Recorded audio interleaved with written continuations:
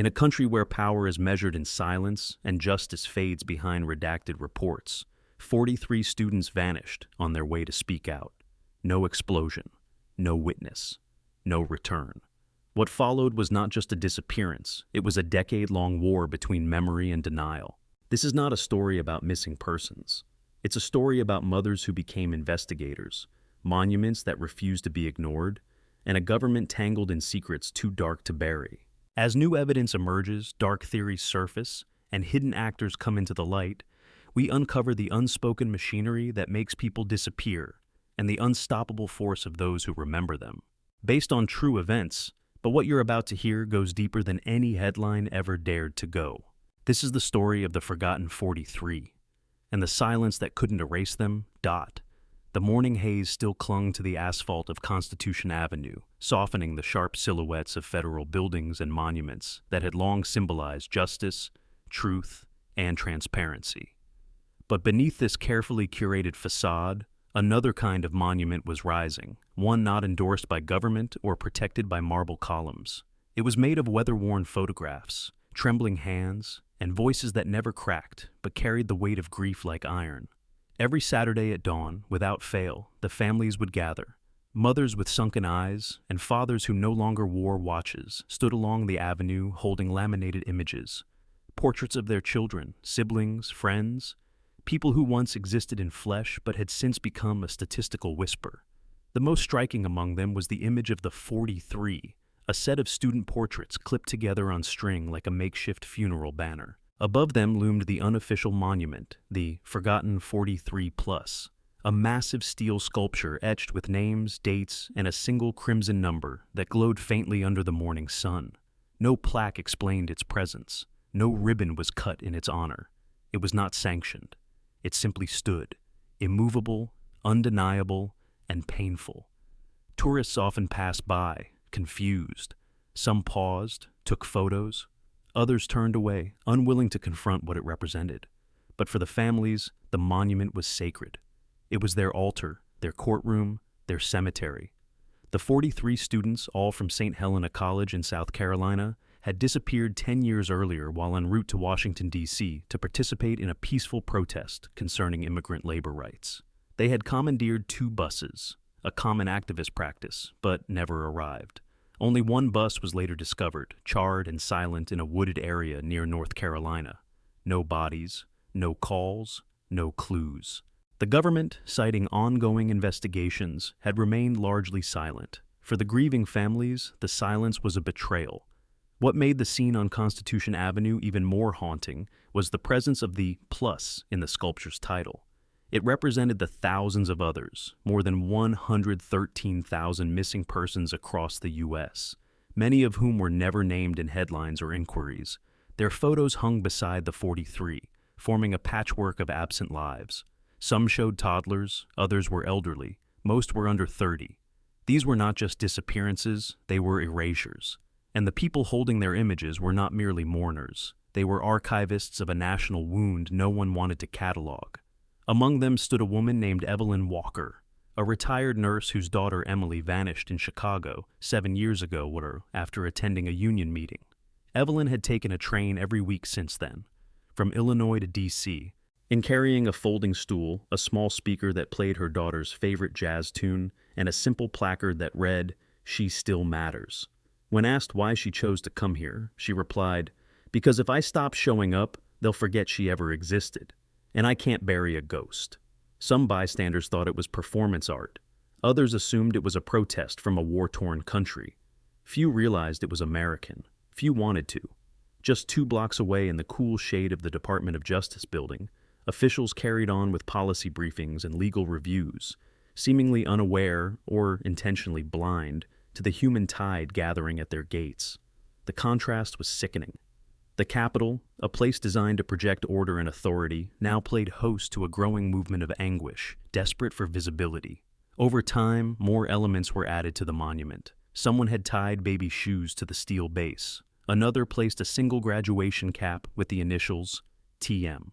In faded marker, a mother left a lunchbox containing a peanut butter sandwich, still fresh, beside her son's photo. It wasn't just a site of memory, it was an evolving conversation between grief and hope, rage and resilience.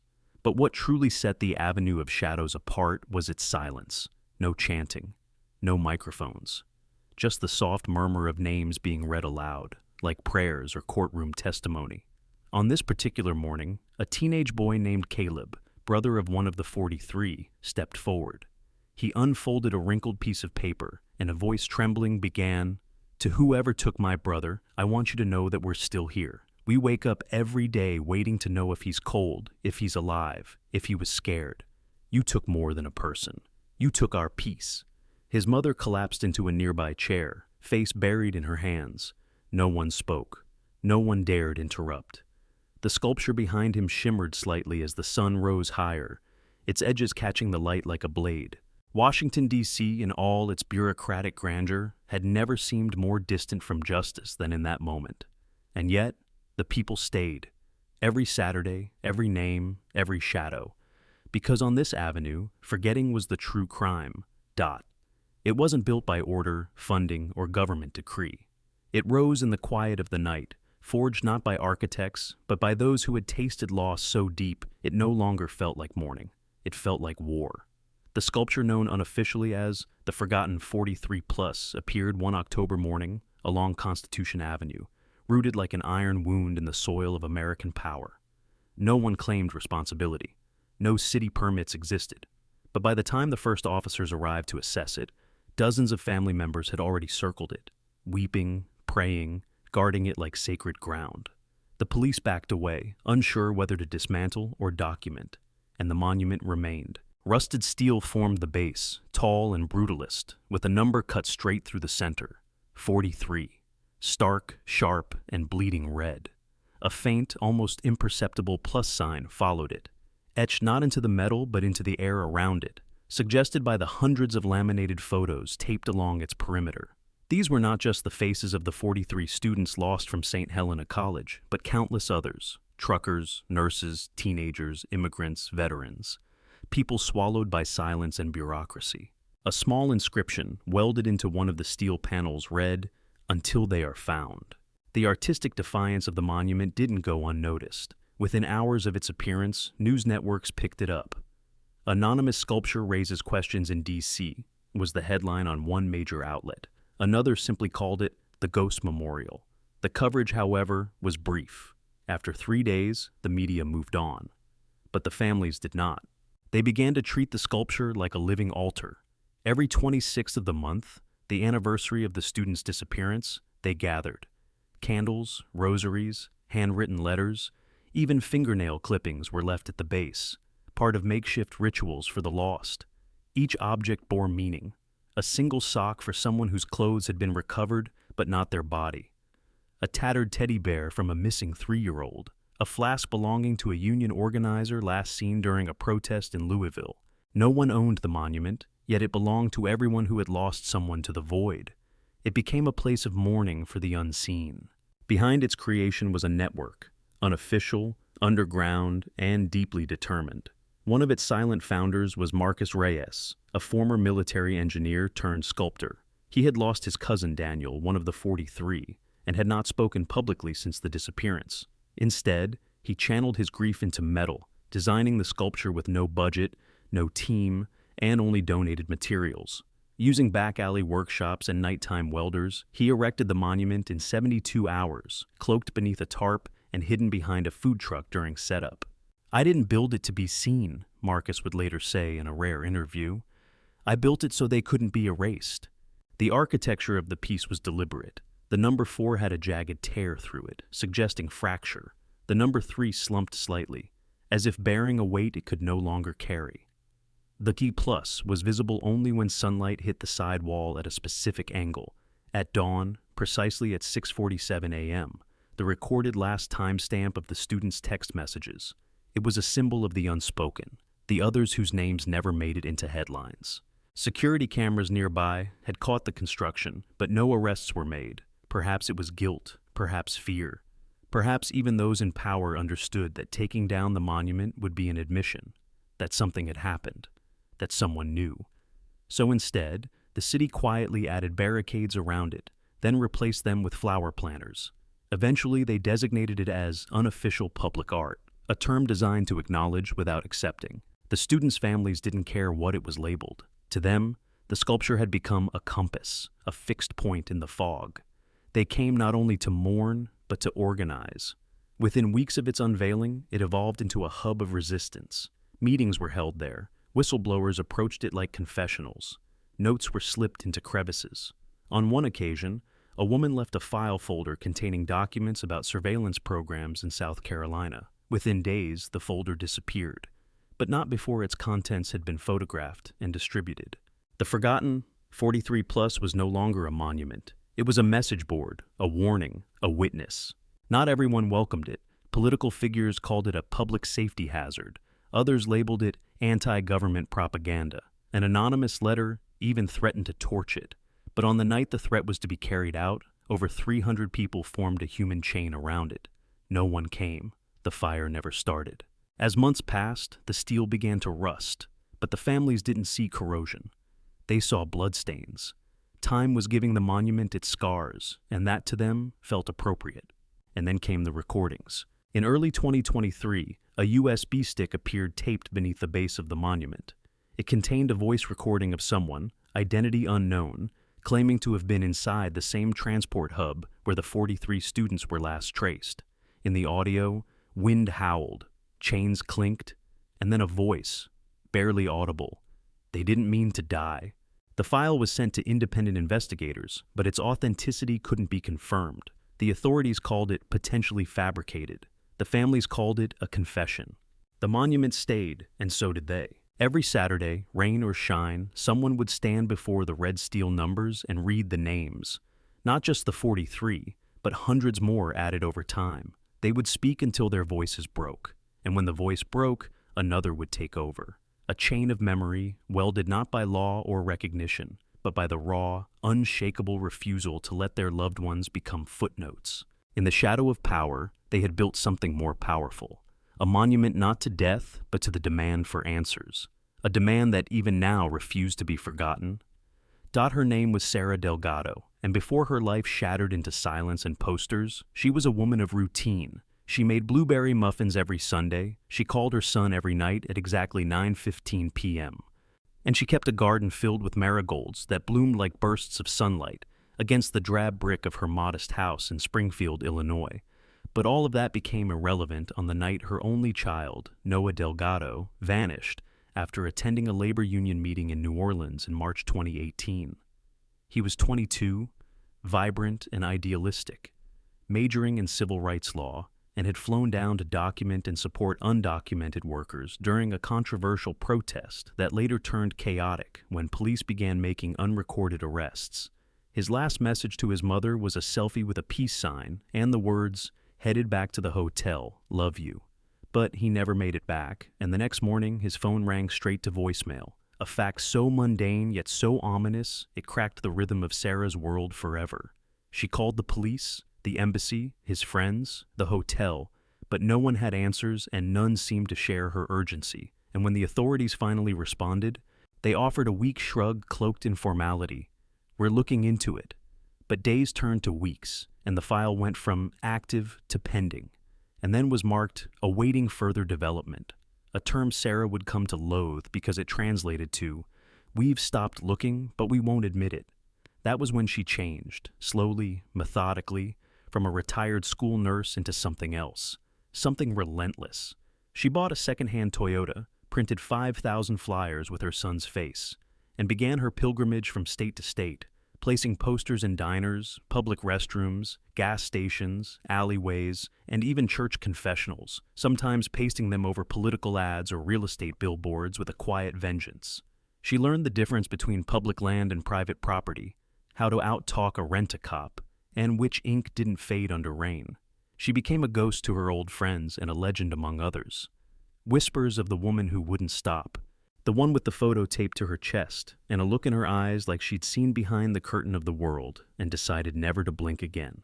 By 2020, Sarah had made her way to Constitution Avenue and the monument, the forgotten 43 Plus, where she stood for the first time, not as a bystander, but as someone who had found her cathedral, because though her son wasn't one of the original 43, she knew too well that grief didn't care for lists or boundaries, and the pain etched into that steel mirrored her own too precisely to ignore. That morning, she pinned Noah's picture to the eastern panel of the sculpture, right beneath a torn Polaroid of a missing nurse from Phoenix, and beside it, she taped a note in thick Sharpie. He liked jazz, he hated olives, and he always said, "I'll call you soon." When another mother approached to light a candle, Sarah didn't speak, but their hands found each other like old friends, and in that moment, she knew she was no longer searching alone. Over time, Sarah's role grew. She became the quiet engine behind monthly gatherings, organizing routes for family members, traveling from across the country, helping them find lodging, or just sitting beside them in silence when words were useless. She started logging disappearances into a coded database built on a borrowed laptop, maintaining a system far more comprehensive than the one the Federal Missing Persons Registry had. And when news reporters asked her if she thought it was futile, she responded simply, "They can't be invisible if I say their names every day." But her search didn't end at the monument. Sarah took to the fields, literally, borrowing cadaver dogs, learning to use GPS drones, and even hiring private divers to search storm drains, old wells, and canals near places her son was last seen.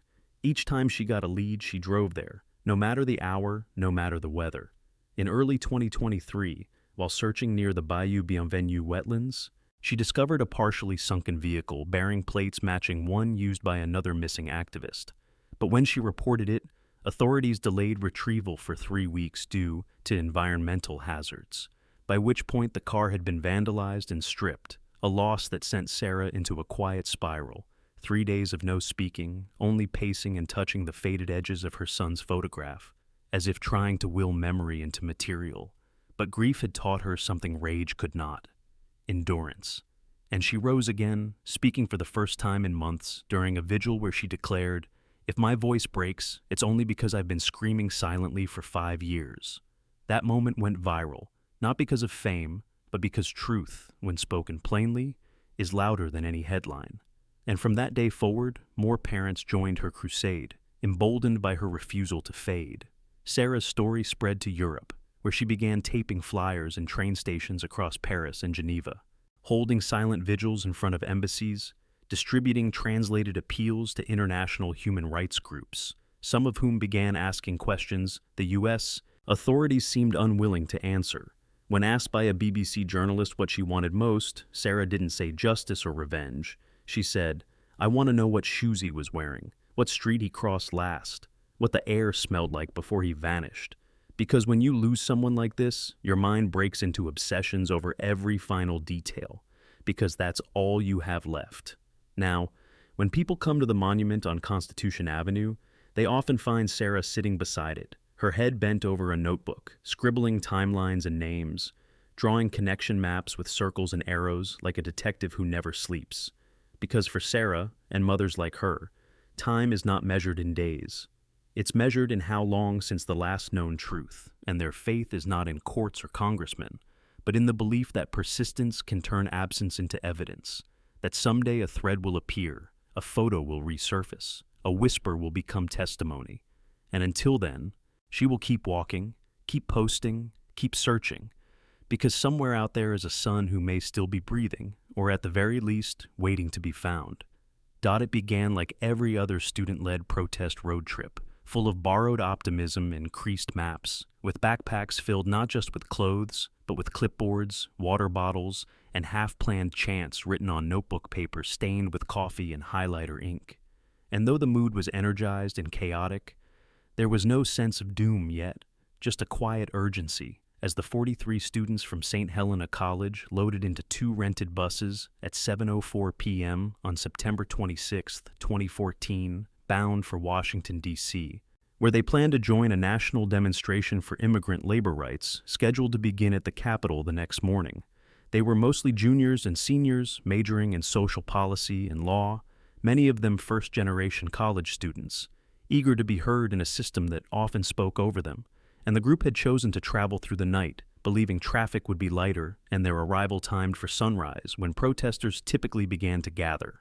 But somewhere between North Charleston and the Virginia state line, in the unlit corridor of I-95, the first bus lost GPS signal at exactly 1:17 a.m. And then radio contact ceased, and though the driver of the second bus, Miguel Reyes, a volunteer alumni, attempted to call the lead vehicle, he received only static, followed by silence.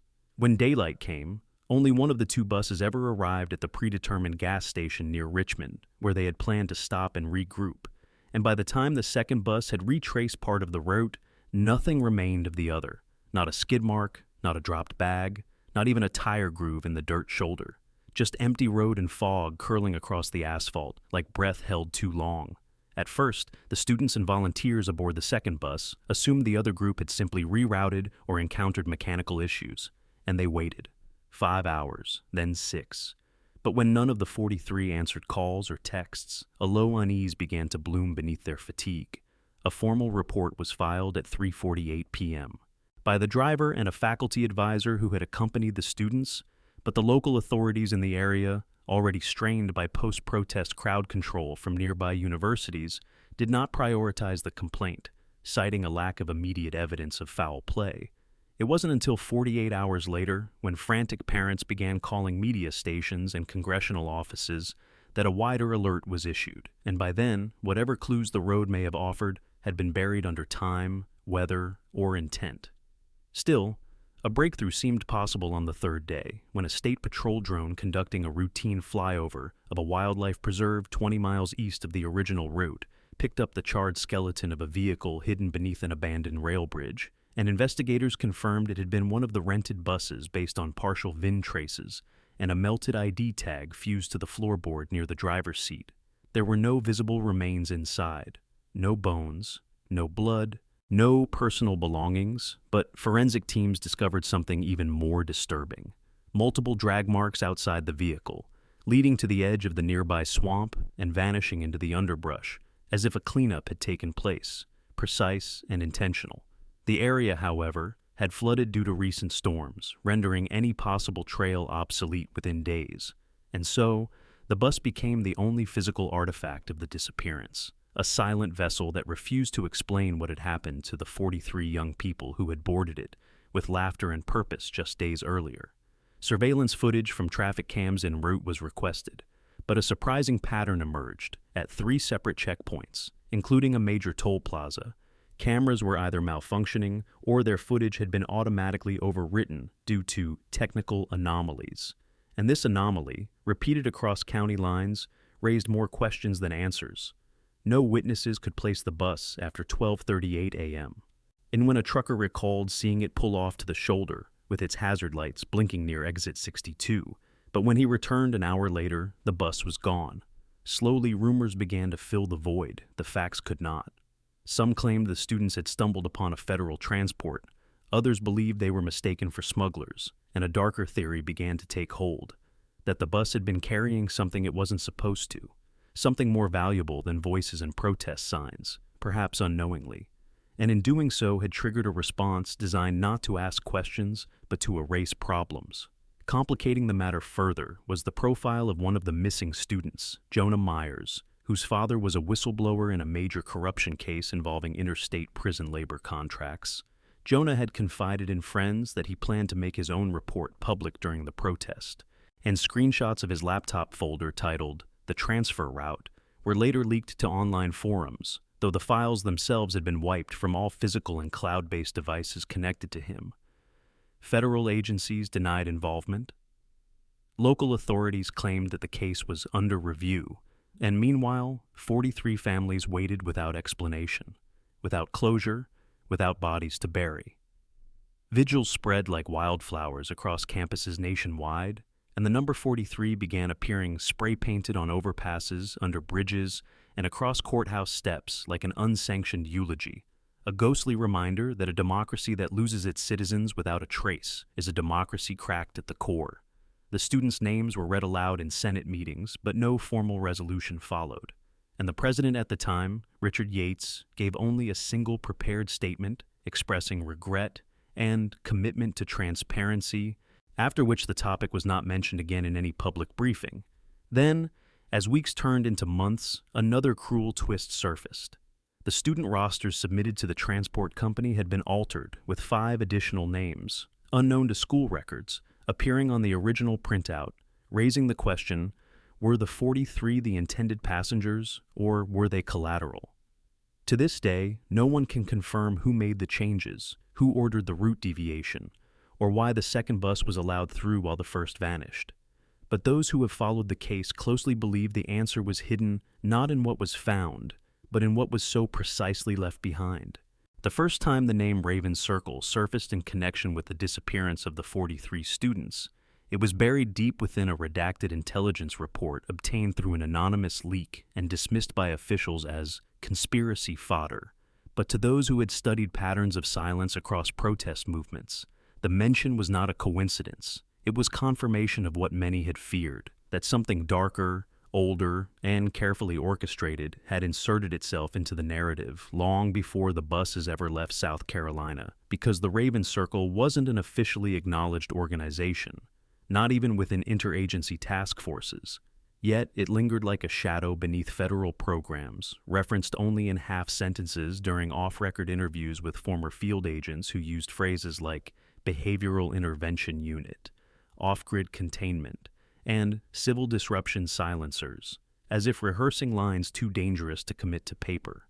The theory, once considered fringe, suggested that the Raven Circle originated during the early 2000s as a joint experiment between a private military contractor and an unlisted branch of the Department of Homeland Security.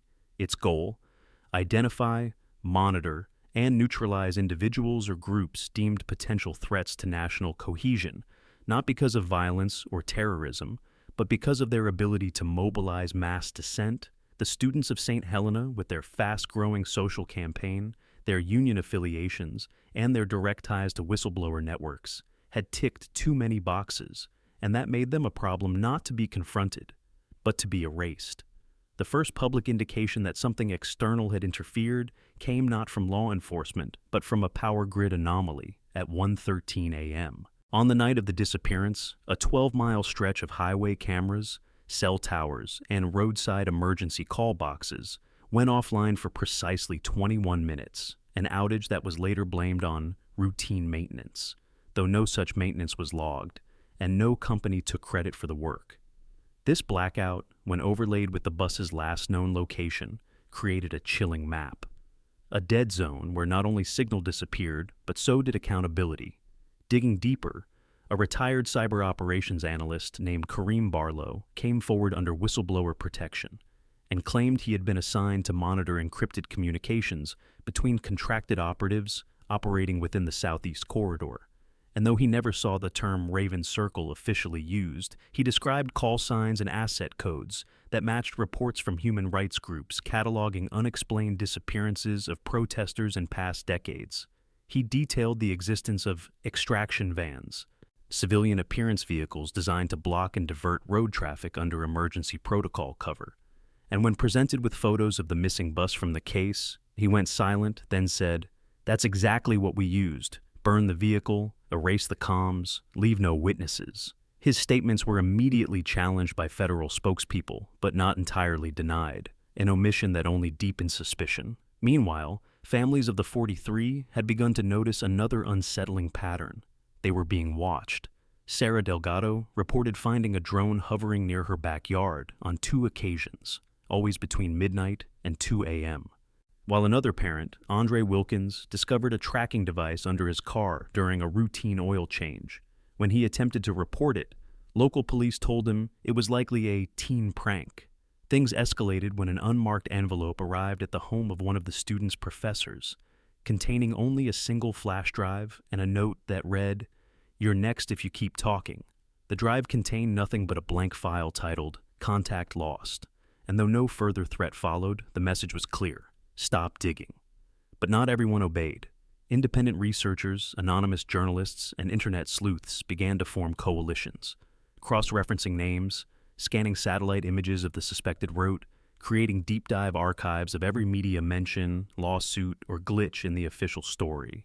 And their work started to bear strange fruit. Several individuals connected to protest organizations around the same time as the 43's disappearance had also gone missing or been found dead under ambiguous circumstances. A student organizer in Baton Rouge, an immigration lawyer in Raleigh, a logistics volunteer from Tallahassee, none of whom were initially tied to the event, but whose timelines eerily overlapped, and always in the periphery of their digital lives, the same vague signal: blocked calls, untraceable IP pings, deleted posts, and in one case, a message posted to a now-defunct forum that read, "They have a bird for each of us." To the investigators, this line was the first poetic reference to Raven Circle, an organization whose emblem, if it ever had one, remained unknown, but whose name invoked flight, observation, and death.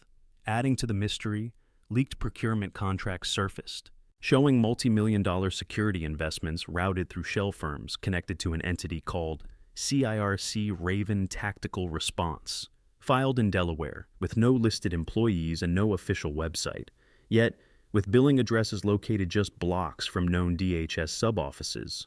Efforts to confront officials resulted in stonewalling, polite denials, or redirection. "That's not within our operational purview. I can't comment on that." Or, most frustratingly, "Your question assumes facts, not an evidence."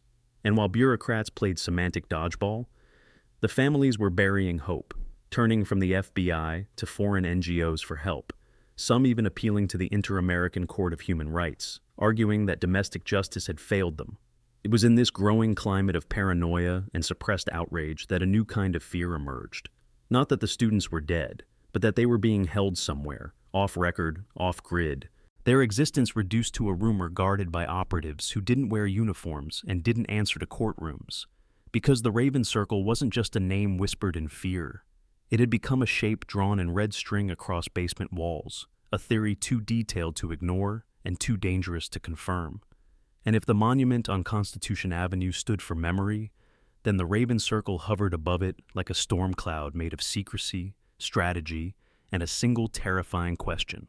What if they were never meant to return? There was a saying whispered among investigative journalists who had dared to step too close to state-sealed stories. It's not what's written that damns you, it's what disappears without explanation. And in the case of the 43 vanished students, the silence wasn't just a void. It was a structure, a deliberate architecture built by hands that didn't need to raise weapons, only files and red tape. And these silent hands moved with terrifying precision through the institutions meant to protect, scrubbing data, rerouting questions, reclassifying evidence, and flooding the channels with procedural jargon until even truth drowned beneath its weight. It began quietly, predictably, with the initial investigation. 2 days after the disappearance, a federal crisis team was supposedly dispatched, but no official record of their arrival in Richmond or North Charleston exists. And when a Freedom of Information request was filed months later, the government responded that no such task force under that designation was deployed in that time frame. Yet hotel logs revealed 5 unlisted guests using federal expense codes who checked into a Marriott along the I-95 corridor on the exact night the drone footage of the burned bus was reviewed, and when pressed, the hotel chain cited guest privacy protection. The silence deepened when family members attempted to obtain call records of their missing children. Telecom companies responded with blanket denials or heavily redacted metadata, some citing classified national interest as the reason for withholding location pings, a term normally reserved for matters of terrorism, not missing students en route to a protest. Digital trails once so abundant, emails, shared documents, protest flyers, began to vanish or glitch, with social media posts auto-deleting or displaying content no longer available warnings despite being screenshotted just days prior. And in one particularly disturbing case, a student's entire academic record was deleted from the St. Helena College server, as if he had never been enrolled, leaving professors scrambling to prove he ever existed within their classrooms. None of this happened explosively. It unraveled slowly, methodically, like a rope cut strand by strand until it no longer bore any weight.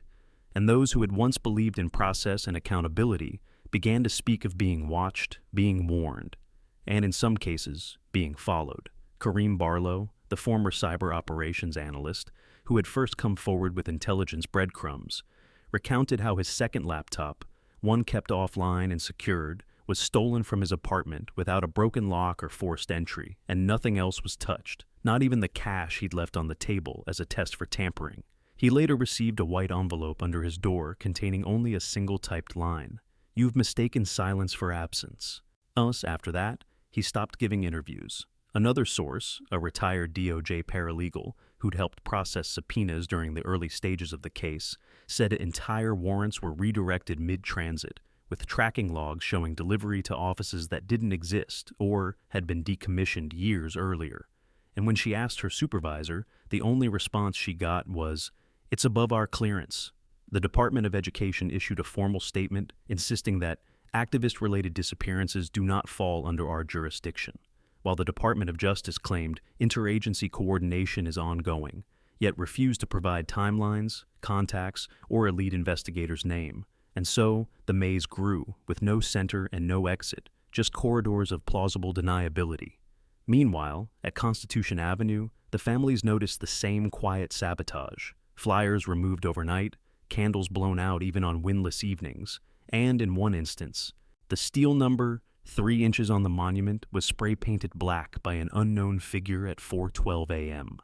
An act caught on distant security footage, but the suspect's face was never identified. The video corrupted just enough to erase clarity. Even among NGOs and advocacy groups, some staff who had agreed to help began withdrawing unexpectedly, claiming funding issues, reassignment, or simply unforeseen complications. A euphemism that many now recognized as pressure, the kind that doesn't need to threaten, only to imply consequences through silence and surveillance. But what revealed the scale of the machinery working in the background was not the missing documents. It was the moments of unexplained compliance. How a court case in North Carolina, citing negligence, was thrown out before discovery could begin. How a private investigator hired by 3 families was detained at a checkpoint under suspicion of identity theft with no follow-up explanation.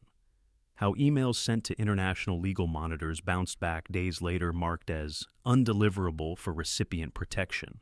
There was, unmistakably, a network of gloves, hands that erased, rerouted, diluted, and its genius lay not in brute force, but in making everything feel normal, just long enough for the trail to disappear. They weren't hiding bodies, they were hiding context, which is far more dangerous because a missing body can spark outrage, but a missing pattern breeds only confusion, and confusion is the most effective form of suppression. To the families, it became clear they weren't just fighting a disappearance, they were fighting the erasure of the disappearance itself, and that changed everything. Because now the battle wasn't about justice in courtrooms, but visibility in memory, in history, and in whatever fragile archives the public could still access before those too were restructured for national security. In a closed-door roundtable held with Amnesty International, Sarah Delgado reportedly said, "They're not deleting our children, they're deleting the idea that they were ever lost. And that's worse, because it means no one will search once we're gone." And those words, echoed among flickering votives and weather-stained photographs at the foot of the monument, became the new mantra of a movement that now understood. The enemy was not just violence, it was bureaucracy, weaponized into amnesia. It came quietly, without press conference or televised unveiling, as if the truth, after so many years buried, deserved no ceremony, just a sterile link uploaded to a government archive at 3:06 a.m.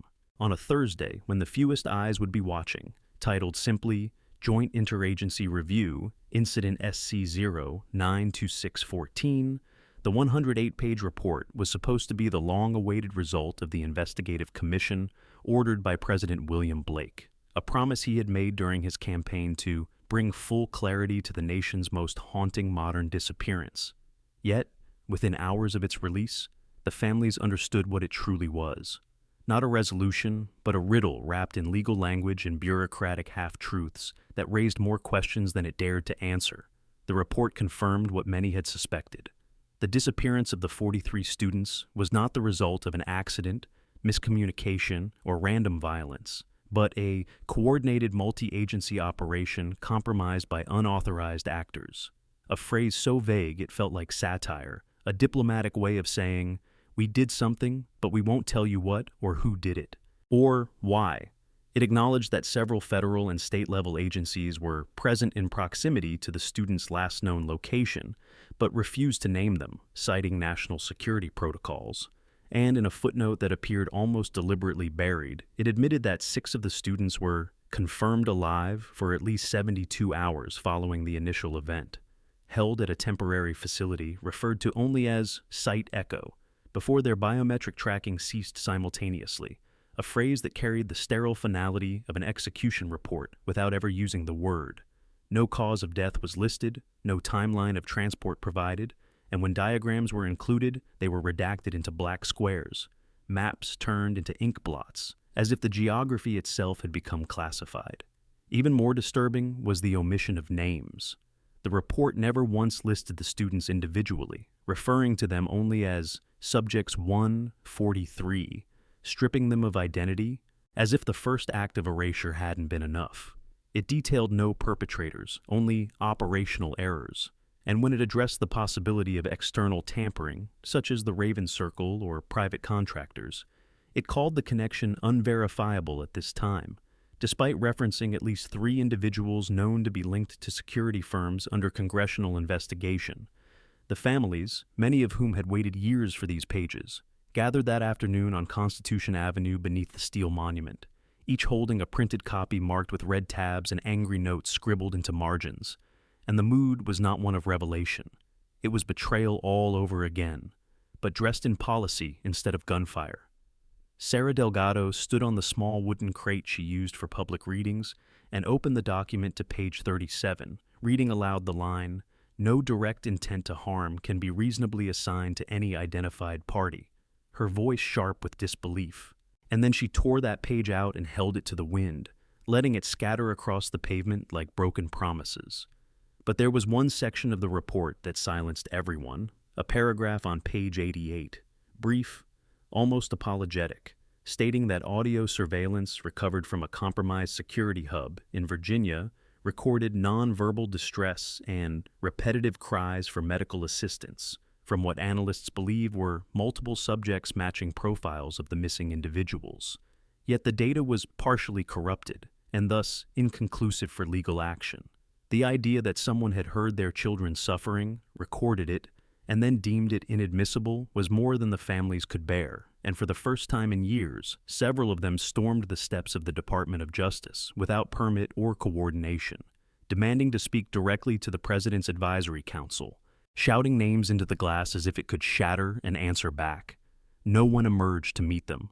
Within the commission itself, quiet fractures began to surface. One junior investigator anonymously submitted a letter to the Washington Sentinel, alleging that significant portions of the report were either rewritten or excluded under pressure from non-elected oversight bodies, and he included metadata showing version edits made by users outside the original committee, including someone logged in from a Department of Energy IP address, an agency with no logical connection to the case.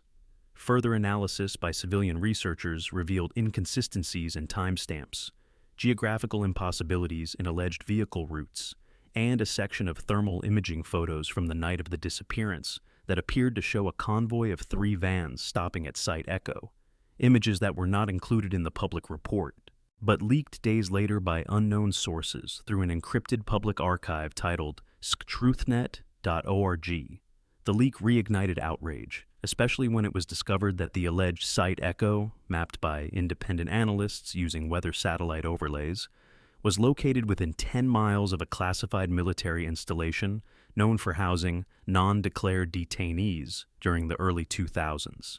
Yet, when questioned, the Pentagon stated flatly, "No such facility exists or has existed within our jurisdiction."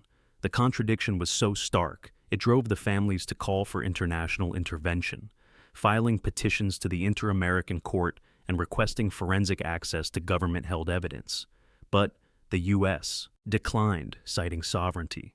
And in the midst of all this, perhaps the most heartbreaking moment came when a mother named Rosa Alvarez, who had never spoken publicly before, stood at the monument and held up her copy of the report, tear-streaked and crumpled, and whispered, "This isn't an answer.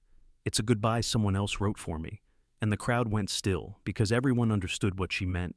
The report wasn't a door to justice. It was a tombstone written in technicalities. Yet, despite the report's evasions, something had changed. The silence, once absolute, had cracked, and through that fissure came the undeniable truth. The government now acknowledged that it had touched the case, handled the victims, and lost them.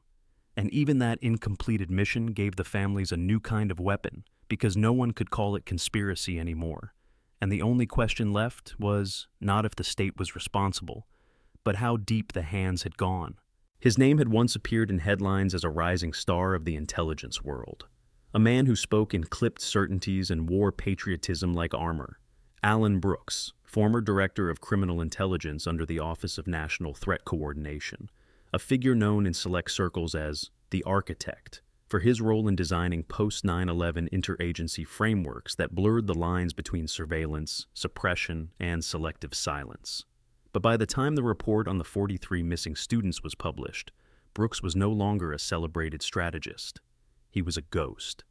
Having vanished from public view 2 years prior amid a quiet but chilling scandal involving falsified counterterrorism data and unauthorized surveillance contracts that linked him through at least 3 shell firms to private paramilitary outfits operating under code names like Raven Response Unit and Circle Command Tactical.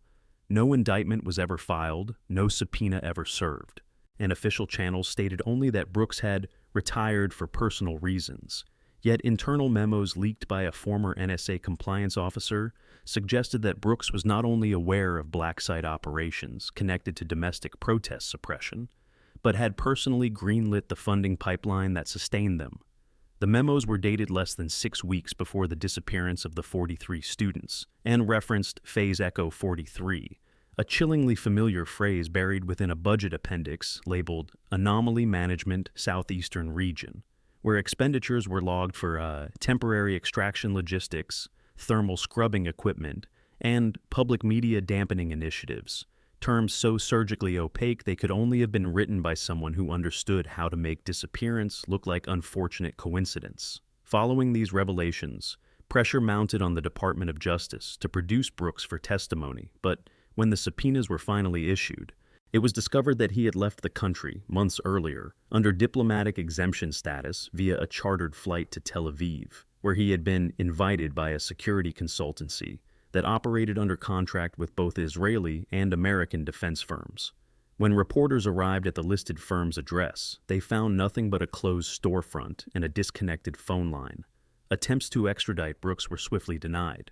Israel and the United States had no bilateral extradition treaty for internal security violations, not deemed criminal under host nation laws. And so, the man many believed to be the keystone in the 43 student case remained legally untouchable, living, according to one intercepted financial document, in a gated compound outside Haifa, his home paid in full by an international educational research trust that did not appear to exist in any corporate registry. But his absence didn't stop the bleeding. It intensified it, because with every unanswered question, Brooks became a symbol of the untouchable, the man who had written the playbook and then vanished before the fallout. And in his wake were fragments of stories too dark to be dismissed and too scattered to be proven. One former contractor, speaking from an undisclosed location via encrypted signal, claimed to have worked on Brooks's teams during the early formation of echo sites, temporary detention and interrogation hubs built for flexibility and deniability, located near rail lines or under state jurisdictional overlaps where neither military nor local police could claim full authority. The contractor, who went by the alias Lyle, described Brooks as methodical, emotionless, and obsessed with contingency planning. He allegedly once said in a closed strategy meeting, "If it's not written down, it doesn't exist, and if it doesn't exist, no one will ever be convicted of it." A doctrine that now haunted the families searching for any thread of accountability. And then came the video, blurry, low resolution, time-stamped 6 months after the students disappeared, and uploaded anonymously to a decentralized file share used by whistleblower networks. In it, a man resembling Brooks stood inside what looked like a temporary command post, speaking into a headset. Phase completed, no remaining assets in transit. Site echo cleared, debrief incomplete. Losses acknowledged, but contained. The video lasted 27 seconds, cut off mid-sentence, and was later dismissed by federal spokespeople as deepfake disinformation, though independent analysts verified that the voice print had a 91% match, with archived audio of Brooks during a congressional hearing in 2010. The families didn't care about authenticity arguments. What mattered to them was what the video implied. the use of clinical language to describe what could only be mass abduction, if not execution. And still, Brooks remained out of reach, shielded by red tape, foreign hospitality, and a global system designed to forgive those who commit their crimes in the name of preventing others. But not everyone was willing to let him fade. Civil action groups began plastering his image on billboards next to the phrase, "Where is Alan Brooks?" while digital activists launched a worldwide campaign titled #BringBrooksBack, compiling every known flight, expense, and former colleague he had touched, building a digital dossier so massive it eventually triggered automated government response mechanisms, which only proved how close they had gotten. Even within diplomatic circles, whispers grew louder. 3 nations offered to serve as intermediaries for unofficial questioning, and one European journalist was reportedly detained while attempting to interview a former Brooks associate in Berlin. Meanwhile, at the monument on Constitution Avenue, the families decided to carve a new addition. Beneath the iron number 43, they welded a plate that simply read, "You can silence the voices, but the silence still speaks." And it did, because Brooks, the man once applauded for streamlining interagency communication, had now become the void between every answer the families were owed, the living reminder that sometimes the architect of silence is the loudest indictment of all. And though he had vanished across oceans, and though legal avenues had closed like trapdoors, his presence lingered not in courtrooms, but in every unanswered call, every sealed folder, and every night a mother stared into a dark ceiling and whispered the name of a child who never came home. When William Blake stood on the steps of the Capitol during his inauguration speech and declared, "No voice will be lost, not on my watch," the crowd erupted in applause, a nation eager for redemption, cheering for a man who had built his campaign on the promise of truth, transparency, and restoration. But for the families of the 43 students, standing silently in the shadow of the monument they had kept alive for nearly a decade, those words landed with the hollow weight of déjà vu. They had heard it before. From the previous president, from congressional hearings, from law enforcement panels, and interagency summits that held moments of silence but no moments of courage. Still, they gave Blake the benefit of fragile hope, because what else did they have? And at first, it seemed the wind was changing. Within Blake's first 100 days, he signed an executive order authorizing the formation of the Interagency Truth Commission, staffed with independent legal observers and backed by a modest budget. He personally met with 4 of the families in a private session behind closed doors, where he reportedly said, "We owe you more than flowers and flags. We owe you answers."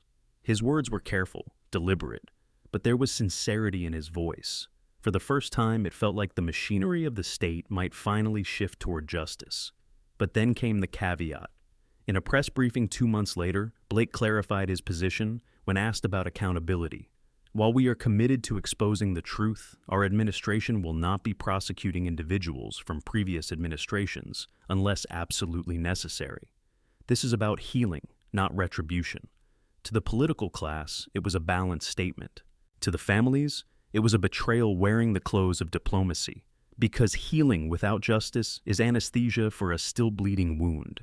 When reporters pressed whether the former president, Richard Yates, would be subpoenaed to testify regarding the reclassified echo sites, or the involvement of federal contractors like Raven Circle, Blake responded with a rehearsed pause before stating, "President Yates is not the subject of any current investigation. We are looking forward, not back." The phrase triggered outrage. Across social platforms and newsrooms, survivors, activists, and students erupted with the hashtag #LookingBackIsJustice, a digital roar aimed directly at the hypocrisy of a system that claims moral high ground while walking around the pit it refuses to name. Families returned to the monument, not in mourning, but in defiance. This time, they brought their children's belongings, textbooks, journals, hoodies that still smelled like home. They laid them beneath the sculpture, transforming it from a cold symbol of absence into a shrine pulsing with tangible life. Sarah Delgado taped a copy of Blake's quote to the steel base and scrawled across it in red ink, "We are the past you want to walk over." Pressure mounted again. A group of young congressional interns, many of whom had studied under the missing students, leaked internal memos revealing that several DOJ officials had advised the White House against pursuing Brooks, citing diplomatic strain and national optics fatigue. In response, one of the interns resigned publicly, publishing an open letter titled "Silence is Not Unity," where she wrote, "The America I grew up believing in would rather be embarrassed by truth than protected by a lie. This isn't that America." Still, Blake's tone didn't change. He remained cordial, measured, presidential, and devastatingly absent. While he tweeted support for free speech abroad, he refused to acknowledge that, within his own borders, 43 students had become shadows, not because of a foreign regime, but because of a system designed to protect itself from accountability. At an international summit in Geneva, when asked by a journalist from Spain whether he believed a crime had occurred in the SC0-92614 event, Blake replied, "That is up to the judicial process to determine. I am not a judge." The answer was diplomatic and gutless. Behind the scenes, several commissioners involved in the truth review quietly resigned. One left a single sentence in her resignation letter: "This is not a commission, it's a containment unit." The phrase began to circulate among families and activists as an unofficial slogan of disillusionment. They started printing it on shirts, signs, even projected it across the Capitol building one night in red letters that read like a wound in the stone. Meanwhile, foreign journalists began to take more interest in the case than the American press. A BBC documentary, Vanished, The 43 America Forgot, aired across Europe, showing haunting footage of the families maintaining the monument through seasons of storm, snow, and surveillance. It ended with a single question. If this had happened in another country, would America have called it a crime against humanity? Inside the country, sentiment split. Some said the families should move on, let go. Others blamed them for politicizing grief. But among the youth, the students, the working-class communities from which the 43 came, the flame only grew stronger. They knew what it felt like to be deemed expendable. They knew what it meant when a president said, "This isn't about retribution, because when the powerful don't fear consequences, the powerless become footnotes." And so, the monument stood, unchallenged, unclaimed, but burning with meaning. On the backside of the steel sculpture, a new engraving was made one night by someone unknown.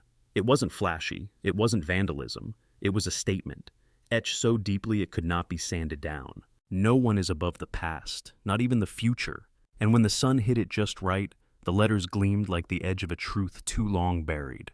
For years, there had been whispers, loose threads in dark corners of internet forums, fragmented testimonies from retired drivers, late-night calls to journalists that cut off mid-sentence, all circling the same chilling possibility. The missing bus wasn't just a vehicle transporting protesters. It was transporting something else, something it wasn't supposed to carry. And the students, they weren't targets, they were witnesses. The theory, initially dismissed as fringe paranoia, began to solidify after a former Department of Transportation auditor anonymously leaked a log sheet from September 25, 2014, just one day before the disappearance. The document, though incomplete and heavily redacted, listed an unregistered bus rerouting order between Charleston and Richmond. The bus had no license plate match, no company ownership, just a cargo manifest with one hauntingly vague entry: organic secondary cargo, restricted inspection. That line, restricted inspection, became an obsession among independent investigators. What cargo would require a rerouting order, avoid standard inspection protocols, and be timed within the exact travel window of the St. Helena student caravan? The implications were enormous. It wasn't just about what was on the bus, it was about who let it pass. Digging deeper, a coalition of data analysts and digital activists uncovered an eerie pattern. They overlaid GPS loss intervals from federal and state surveillance infrastructure on the night of September 26th. The result? A corridor of blackout zones that coincided almost perfectly with the last known trajectory of bus hash 1, the one carrying 43 students. These gaps weren't random. They formed a path, a trail carved in silence, suggesting a level of logistical coordination that couldn't be accidental. At the heart of the theory was the Black Coach, a nickname given to a specific type of vehicle used by government or affiliated contractors for covert transport. Often unmarked, equipped with signal jammers, and painted in matte black with no identifiers, these buses had reportedly been seen during protests, high-security transfers, and even in drone footage near suspected black sites. The public had no official record of them, but drivers did. Mechanics, low-level transit coordinators who remembered being told to look the other way when these rigs showed up on their lots. One of them, Thomas Ridgway, a retired dispatcher from Charlotte, spoke anonymously in a podcast interview. "I saw one that night," he said. "Didn't match any fleet I'd ever worked with, didn't check in, just rolled through the lot, idling. Two men inside, not talking. No route ID, no interior lights. I looked into the window, and it looked empty, but wrong, like it was designed to hide what was really inside." But it wasn't until the discovery of a hidden archive within a defunct logistics app used by some school districts and private contractors that a break occurred. Buried in unused code was a fragment of a GPS ping, time-stamped 1:41 a.m., September 26, 2014, placing an unidentified bus at a way station just north of Florence, South Carolina. The problem? That way station had been officially closed for maintenance that week. Yet, here was data, raw, untampered, placing a vehicle right where the blackout corridor began. From there, the black coach theory exploded into public discourse. Was it possible that the students had somehow boarded or been swapped into a vehicle they were never supposed to be near? Had someone rerouted them intentionally? Or, perhaps more sinister, had one of their own uncovered something before departure that made them a liability? An even darker variant of the theory began to emerge. Some believed one of the students, possibly Jonah Myers, the whistleblower's son, had unknowingly intercepted the wrong cargo. That inside the chaos of the protest planning, an information leak had occurred. That the bus became a moving problem, one that needed to disappear before it reached Washington, D.C. The government issued no response. The Department of Transportation denied the existence of unregistered fleets. Homeland Security refused to comment on operational routing data from that night. But families were not deterred. They started calling it the switch, a code among them, a shorthand for what they feared had happened. That somewhere along that dark corridor, their children had been removed from one bus and placed on another, a ghost bus, the black coach. And if that was true, then the burned-out frame found beneath the bridge wasn't their children's final location. It was a prop, a decoy. Evidence was circumstantial, but it mounted like a tide.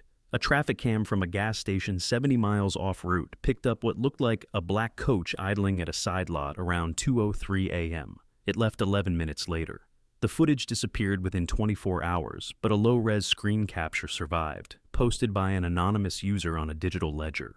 The license plate was unreadable. The windows were dark, but its silhouette was unmistakable. Still, the most damning detail came not from footage, but from a child. A 9-year-old girl named Layla, daughter of a janitor working at a rest stop along the suspected path, told her mother, who later came forward to reporters, that she had seen a quiet bus with no lights and men who didn't blink that night. The girl described how a group of people with backpacks were escorted inside by men in gray vests.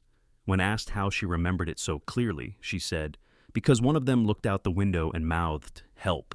That word, 'help,' became the center of a new mural painted behind the monument in D.C., a scream no one heard. A last message swallowed by tinted glass and unmarked roads. The government once again said nothing, but silence now felt like confession, and the families, who had long suspected logistics over chaos, were no longer alone in their theory. The black coach wasn't a myth anymore. It was a path, a possibility, and maybe, just maybe, a key dot. They were never trained for this. They didn't carry badges or credentials. They weren't forensic analysts, detectives, or soldiers. They were mothers, teachers, seamstresses, nurses, cafeteria workers, who had once filled lunchboxes and tied shoelaces, who once stayed up late helping with college applications and ironing protest shirts. And now, years later, they carried shovels, flashlights, GPS trackers, and laminated photos of their missing children. They were known along the Southeast Corridor as the Daughters of the Earth. But among themselves, they used no name. They had only one purpose: to find the bones that others wouldn't look for. It started with Rosa Alvarez, the quiet mother from Tallahassee, who hadn't spoken in public since her son Mateo vanished with the 43. One day she showed up to Constitution Avenue carrying a folded map, its corners frayed and stained. She pointed to a patch of government land near an abandoned rail yard in Kingstree, South Carolina, an area that matched both thermal drone logs leaked by activists and the coordinates of a signal drop recorded in the now-suppressed transport blackout report. "There's something buried here," she said, not as a guess, but as a certainty. No agency had ever searched that ground. No excavation order had been granted. So Rosa went herself. She bought a metal detector off Craigslist. She borrowed a truck from her brother. She camped out under rain with only a thermos and a dog-eared photo of Mateo smiling in a graduation cap. It took 3 nights before the others joined her. Sarah Delgado, Lillian Myers, Kendra Ross. They brought tools. They brought silence. Together, they began to dig. What they unearthed wasn't conclusive. Bits of fabric, a cracked student ID card too damaged to identify, a strip of duct tape, soil infused with traces of ash and lead, evidence that, in the hands of proper investigators, might have led to warrants or testimonies. But no lab would take the samples. No court would accept the chain of custody. Oh, they weren't officials. They were grieving women with dirty hands. So they bagged the evidence themselves, photographed every inch, uploaded it to open-source archives maintained by civilian forensics volunteers. Over the months that followed, the digging became routine. Locations were triangulated using crowdsourced satellite data, whistleblower leaks, and even dream journals, because at a certain point, data and desperation begin to blur. They searched sinkholes behind disused depots. They scanned burned patches of pine forest with secondhand drones. They scoured riverbanks where no patrol had ever ventured, guided only by instinct and the haunted words of a child witness who once said, "They were led where no one could hear them scream." In North Carolina, they discovered a buried cache of clothing, charred, decomposed, but recognizably collegiate. A boot with the name J. Wilkins faded in marker on the sole. The authorities, when notified, arrived 11 hours later, dismissed the findings as unrelated personal property, and left without collecting samples. So, the mothers returned, placed the items on display in front of the monument, labeled them with dates and GPS coordinates. They built their own museum of the forgotten. But it wasn't just ground they were digging. It was memory, bureaucracy, the public conscience. They knocked on trailer doors, sat with strangers in waffle houses, asked questions gently but relentlessly. Did you hear engines that night? Did you see a black bus? Did your dog bark at something it never did before? Some laughed at them. Some lied. But others whispered stories too strange to be invented. A retired ranger spoke of military convoys moving through the forest at 3 a.m. with headlights off. A waitress remembered a group of men paying cash for 40 bottles of water, their clothes too clean, their voices clipped and formal. A teenager confessed she'd seen something in a field, rows of figures standing silently, heads bowed, before being loaded into a van. Each story became another pin on the wall, another trail to follow. They risked more than rejection. There were nights when cars parked near their motels with the engines running too long, when drones hovered overhead, when a stranger at a gas station stared too long at the photos hanging from the rearview mirror. Rosa once found her tent slashed open during the night.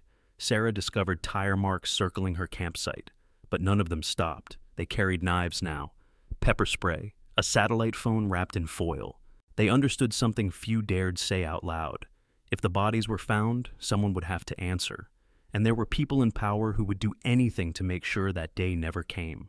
But the mothers dug anyway, not because they expected justice, but because they refused erasure. And so, every month, beneath the towering sculpture on Constitution Avenue, a new case file appeared. Handwritten, stapled, numbered and dated. Titled only with GPS coordinates and a single line, "This soil remembers." They added photos of the holes they dug, the bones they couldn't identify, the personal items no one else wanted to claim, and slowly the public began to notice, not the government, but the people. Strangers started leaving gas cards, tools, cash envelopes, even handwritten thank you notes. Some joined the searches, others just stood vigil while the mothers worked.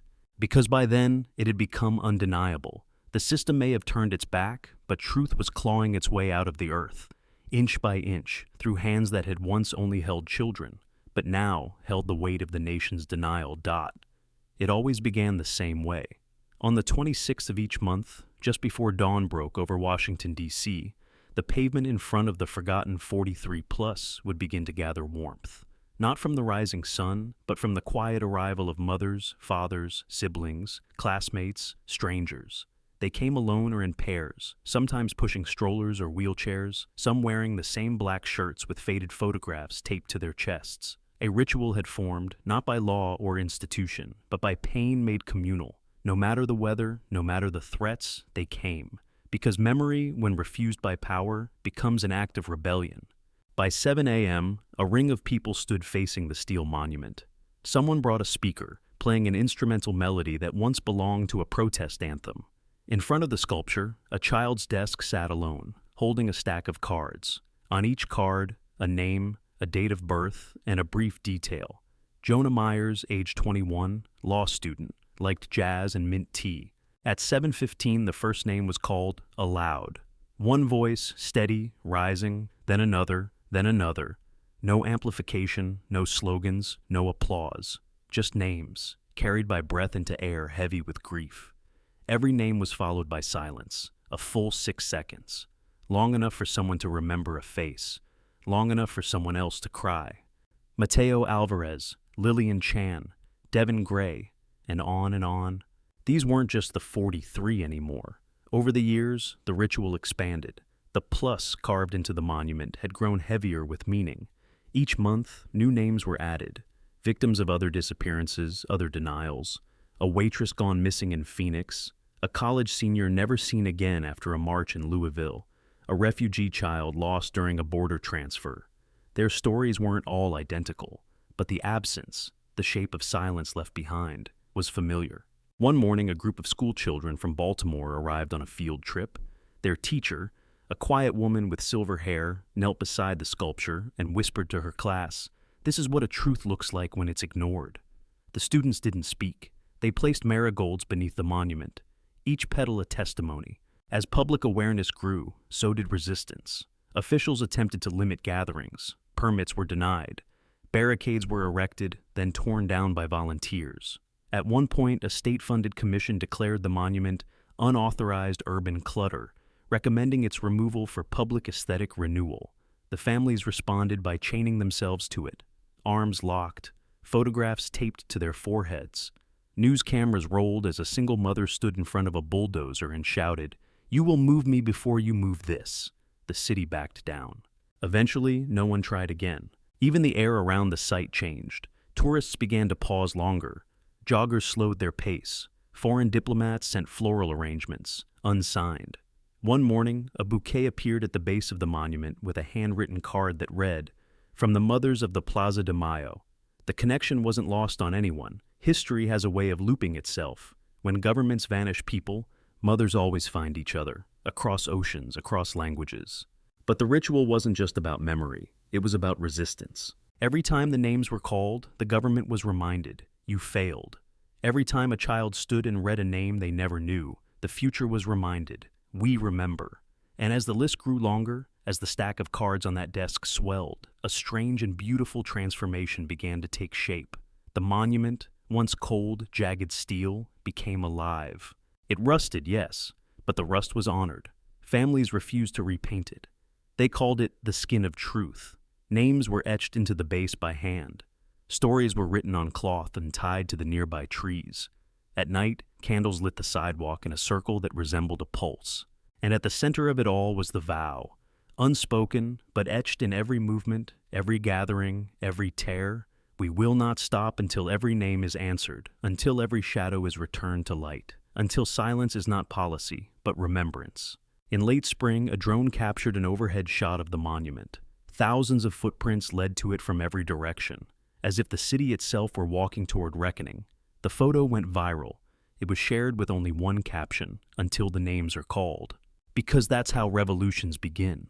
Not with declarations, but with names. Not with vengeance, but with memory. Not with speeches, but with mothers who dig and refuse to let the silence win. They took away names, wiped out records, burned buses, and built walls of silence thicker than steel. But they didn't count on the one thing they could never erase, the mothers who remembered. From hidden reports to ghost buses, from blacked-out cameras to black site whispers, the truth was never gone. It was buried, piece by piece, beneath bureaucracy, fear, and denial. And now, those pieces are rising, dug up by hands that once braided hair and packed school lunches, hands that now hold maps, flashlights, and justice. Because monuments don't mourn, people do. And as long as those names are still being called, as long as candles still burn beneath the rusted steel, as long as one mother still whispers, "I know you're out there," this story isn't over. Thank you for watching. Subscribe to Nestsoul for more untold truths, real stories, and voices that refuse to be silenced.